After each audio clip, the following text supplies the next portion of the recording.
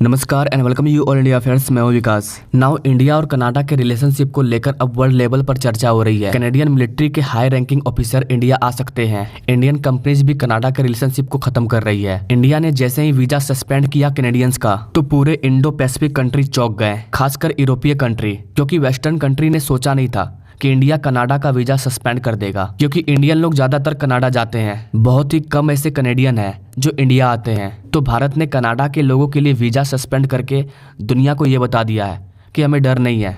आपके देश से आए हुए विजिटर के दम पर हमारा देश नहीं चलता, बल्कि आपके इकोनॉमिक का एक हिस्सा हमारे इंडियन स्टूडेंट की वजह से है। तो किसी ने नहीं सोचा था कि इंडिया कुछ ऐसा एक्शन लेगा कनाडा को लेकर।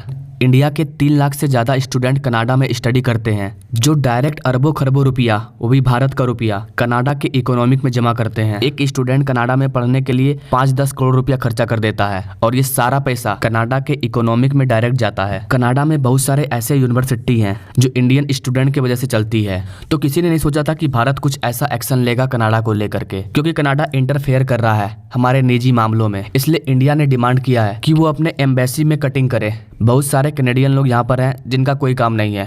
हमने कनाडा के एक डिप्लोमेटिक को निष्कासित कर दिया है, आगे और भी कटिंग करेगा इंडिया। गाइस, इंडियन अपने देश के साथ हैं। अब तो कई इंडियन कंपनी ने कनाडा के साथ बिजनेस बंद करने का निर्णय किया है। गाइस, ये सब देखकर लगता है इंडिया कनाडा का रिलेशनशिप इंडिया पाकिस्तान और इंडिया चाइना के जैसा हो रहा है। अब कितने सालों तक ये रिलेशन खराब रहेगा ये कोई नहीं जानता।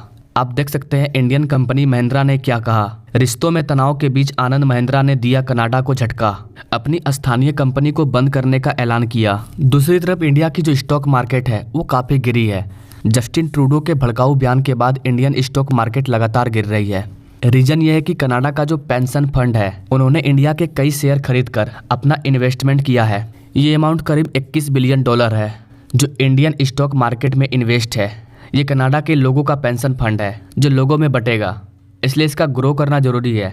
लेकिन इंडिया कनाडा के रिलेशनशिप जैसे जैसे खराब हो रहे हैं, वैसे वैसे लोग अपना शेयर सेलिंग कर रहे हैं, वे अपना पैसा निकाल रहे हैं। आप देख सकते हैं इसमें Kotak bank, Zomato, Paytm, other share है जहां कनाडा का पेंशन फंड इन्वेस्टमेंट है, और वो गिरता जा रहा है। इसलिए overall Indian stock market Nifty पिछले 2-3 दिनों से काफी गिर रही है। गाइस, उतना भी ज्यादा नहीं गिर रही है, ये कोई डराने वाला बदलाव नहीं है। 5 दिन में 2% गिरा है। अगर 1 मिनट के लिए ये मान भी लिया जाए कि इंडिया कनाडा का रिलेशनशिप और ज्यादा खराब हो जाता है और वो अपना पैसा वापस ले लेते हैं, तो गाइस मुझे नहीं लगता है कि इंडिया के इकोनॉमिक को उतना झटका लगेगा। कोई मैसिव इम्पैक्ट नहीं पड़ेगा हमारे स्टॉक मार्केट पर, क्योंकि $21 बिलियन उतना बड़ा अमाउंट नहीं है हमारे इकोनॉमिक के लिए। अगर ये निकाल भी लेते हैं तो इनके पास कोई और जगह नहीं है जहाँ ये इन्वेस्ट करें, क्योंकि इंडिया को छोड़कर बाकी देशों में मंदी चल रही है। अगर वो निकाल भी ले तो हमें कोई दिक्कत नहीं है, लेकिन वो अगर निकालते हैं तो उनके पास कोई दूसरा जगह नहीं है, तो बहुत ही कम चांस है कि वो निकालेंगे। कनाडा के एक जर्नलिस्ट ने जस्टिन ट्रूडो से सवाल किया कि आप जो कर रहे हैं इंडिया के साथ, आपको पता भी है कि आप क्या कर रहे हो? इंडिया कितना इंपॉर्टेंट है जियोपॉलिटिकली? आपके जितने भी एंग्लो फ्रेंडशिप कंट्री हैं, उन सभी ने इंडिया के अगेंस्ट कुछ नहीं कहा, बस बोल रहे हैं इन्वेस्टिगेशन होना चाहिए। कोई आपका उतना साथ नहीं दे रहा, कुछ खास नहीं कहा उन्होंने। तो आप इसके बारे में क्या कहना चाहेंगे? गाइस, पहले आप इसे सुनिए कि जर्नलिस्ट ने क्या कहा। With the BBC, you'll have no doubt seen commentary that the relations with India amongst the West, its growing importance, plays into the fact that a lot of your allies have been silent on this. I wonder what your reaction to that. बहुत ही simple question पूछा गया कि आपने सबूत पेश किया नहीं है और आपने आरोप लगाया है। अभी आपकी इन्वेस्टिगेशन चल ही रही है। आपके जो एलीज हैं वो भी खुलकर आपको सपोर्ट नहीं कर रहे हैं। आपको पता भी है कि जियोपॉलिटिकली इंडिया कितना इंपॉर्टेंट है इंडो पैसिफिक के लिए।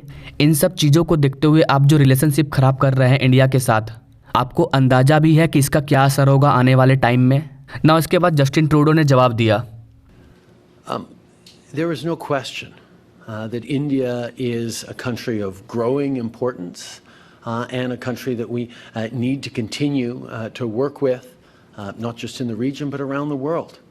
And we're not looking to provoke or cause problems, but we are.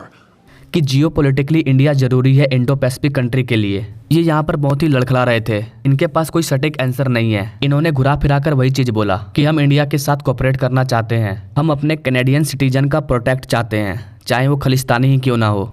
Wow, इसलिए इंडिया को कोऑपरेट करना चाहिए। गाइस यहाँ पर भारत का एक ही चीज कहना है, भारत का कहना है आपने अपने पार्लियामेंट में भारत के ऊपर इतना बड़ा एग्जाम कैसे लगाया जिसका आपके पास कोई सबूत नहीं है। इंडिया ने सीधा कहा आप पहले एविडेंस शेयर करें, एक्यूजेशन मत दीजिए। गाइस ये सब चीजें देखकर इतना तो कंफर्म हो गया है कि जस्टिन ट्रूडो अपने ही जाल में फंस चुके हैं। वर्ल्ड मीडिया उनसे सवाल कर रही है और वो जवाब नहीं दे पा रहे हैं।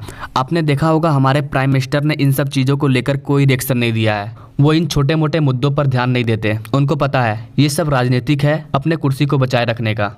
वही जस्टिन ट्रूडो कर रहे हैं। हमें अपने लक्ष्य पर ध्यान देना है, भारत को ग्लोबली आगे बढ़ना है, इसलिए प्राइम मिनिस्टर तो ध्यान ही नहीं दे रहे हैं। बाकी जस्टिन ट्रूडो को देख लीजिए। इसलिए यूएस और इंडिया मिलकर इंडो पैसिफिक आर्मिक चीफ कॉन्फ्रेंस करेंगे। न्यू दिल्ली में 22 कंट्री इंडो पैसिफिक में आएंगे। इसमें कनाडा के हाई मिलिट्री भी आ सकते हैं या वो जिसे भेजना चाहें, किसी को तो भेजेंगे ही, नहीं भेजेंगे तो यूएसए इन्हें अच्छा से धोएगा कि ये तुम्हारा छोटा मोटा इशू है, इसे अपने में सुलझाओ, हम पहले ग्लोबली इशू पर ध्यान देंगे। गाइस अभी ग्लोबली बहुत सारे इशू हैं, यूक्रेन रसिया वॉर, ताइवान पर कब्जा करना चाह रहा है चाइना की मनमानी और भी बहुत सारी चीजें हैं। तो टोटल 22 देश आएंगे न्यू दिल्ली, जिसमें कनाडा भी होगा। इसे इंडिया होस्ट करेगा। ये कॉन्फ्रेंस 2 दिन तक चलेगा। इंडो पैसिफिक आर्मी चीफ्स 26 और 27 तारीख का ये जो दिन है ये काफी इंपॉर्टेंट है। पूरी ग्लोबल मीडिया का ध्यान होगा इंडिया की तरफ। यहाँ पर ये देखना काफी इंटरेस्टिंग होगा कि जो कनेडियन मिलिट्री आएगी और उनसे जब मीडिया सवाल करेगी इंडिया कनाडा के रिलेशनशिप को लेकर, तो वो क्या जवाब देते हैं। ये काफी इंटरेस्टिंग होने वाला है। नाउ आगे कोई बड़ी जियोपॉलिटिकल अपडेट आती है इसके ऊपर तो हम आपको बताएंगे। एंड आई होप कि गाइस आपको ये जानकारी, ये चीजें समझ आई होगी। मिलते हैं नेक्स्ट वीडियो में कई जानकारी के साथ, तब तक के लिए जय हिंद।